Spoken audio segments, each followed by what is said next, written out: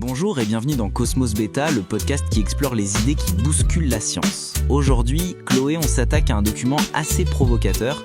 Il soutient qu'un des outils les plus fondamentaux de la science, le rasoir d'Occam, est devenu carrément un frein à la découverte. Bonjour Chloé. Bonjour Alex. En effet, l'affirmation est forte. Pour nos auditeurs, le rasoir d'Occam, c'est ce principe de parcimonie. Face à plusieurs explications, on devrait privilégier la plus simple. Voilà. Celle qui nécessite le moins d'hypothèses en fait. C'est un guide pour la pensée rationnelle depuis le XIVe siècle quand même. Sauf que, selon ce document, ce bel outil serait aujourd'hui utilisé à l'envers. Au lieu de tailler dans les hypothèses complexes, il servirait à censurer les idées qui dérangent l'establishment scientifique. Le document utilise une image très parlante. Le rasoir est devenu un bouclier protégeant notre immaturité cosmique. Exactement. Il pointe un double standard. On accepte sans problème des concepts comme le multivers ou l'énergie sombre, qui sont extrêmement spéculatifs et sans preuve directe. Oui, c'est vrai ça. Mais l'hypothèse d'une intelligence extraterrestre, qui est statistiquement plausible, est immédiatement tournée au ridicule et jugée non scientifique. C'est fou. Et le cas d'école qui cristallise tout ce problème, c'est au moins moi. Le premier objet interstellaire jamais détecté dans notre système solaire, c'était en 2017. Tu peux nous rafraîchir la mémoire sur ce qui le rendait si exceptionnel ? Au moi, c'était un véritable casse-tête. Imaginez un objet qui accélère en s'éloignant du Soleil, comme s'il était poussé, D'accord. mais sans émettre le moindre gaz, contrairement à une comète, et ajouter à cela une forme estimée jusqu'à 10 fois plus longue que large, Waouh ! et une manière de tournoyer sur lui-même de façon complètement chaotique.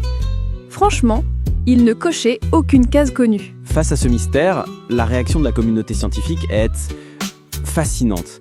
Pour l'expliquer, certains ont proposé l'existence d'un iceberg d'azote solide, un type d'objet jamais vu, Jamais vu, oui.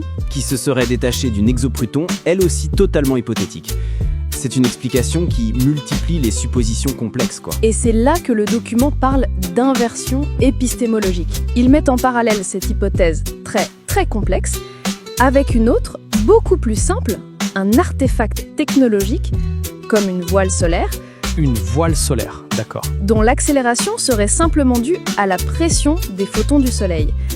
Et cette seconde hypothèse, elle explique toutes les anomalies d'un seul coup, mais elle est taboue. Donc, au lieu d'appliquer le rasoir d'Occam et de privilégier l'explication la plus simple, on a fait tout l'inverse. Exactement. On a préféré une explication naturelle, même si elle était incroyablement compliquée, juste pour éviter de considérer l'hypothèse artificielle. C'est le cœur du problème.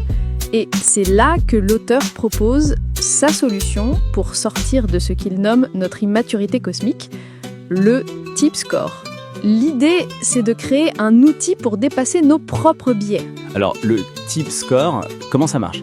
C'est une sorte de détecteur de bizarrerie ? C'est une excellente analogie. C'est un score d'anomalie globale. Pour chaque objet, on mesure ses propriétés, vitesse, forme, composition, etc. D'accord. Puis, pour chaque mesure, on calcule à quel point elle s'écarte de la normale des objets connus. Le tout est pondéré et agrégé en un seul score. C'est un peu comme un score de crédit, mais pour l'étrangeté cosmique. Alors, donc, plus le score est élevé, plus l'objet est anormal, et plus il mérite une attention particulière. On remplace le jugement subjectif, cette idée est-elle trop folle, Oui, paramétrique, objective. Quel est le score d'anomalie de cet objet ? exactement. Appliqué à au moins moi, le document calcule un score de 18,8, ce qui le place dans la zone rouge, anomalie extrême. Waouh !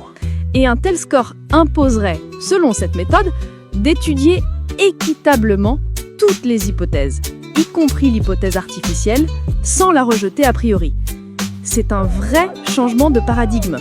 On ne finance plus la conformité, on finance l'investigation de l'anomalie. Ça déplace le débat d'un terrain sociologique, basé sur la peur du ridicule et la pression des pairs, Tout à fait. vers un terrain purement quantitatif et transparent.